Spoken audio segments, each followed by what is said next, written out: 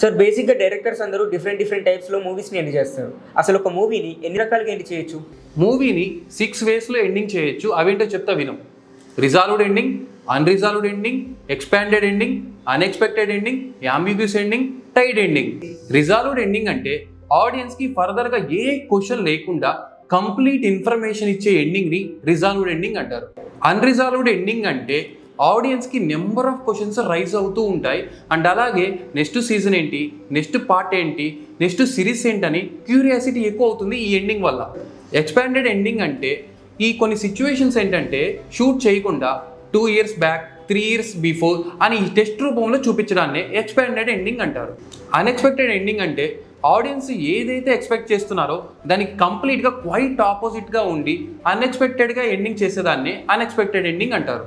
యాంబిగ్యూస్ ending అంటే director ఈ ఎండింగ్ని ఆడియన్స్కి వదిలేయటం. అంటే ఆడియన్స్ దీనికి ఏదైతే ఎండింగ్కి ఊహించుకుంటారో అదే ఈ మూవీకి ఎండింగ్. టైడ్ ఎండింగ్ అంటే దీన్ని సర్కిల్ ఎండింగ్ అని కూడా అంటారు. ఎందుకంటే సినిమా ఎక్కడైతే స్టార్ట్ అవుతుందో మళ్ళీ అక్కడికే వచ్చి ఎండ్ అవుతాన్ని టైడ్ ఎండింగ్ అంటారు. Thank you sir. ఈ ఎండింగ్స్లో మీ ఫేవరెట్ ఎండింగ్ ఏంటో కామెంట్ చేయండి.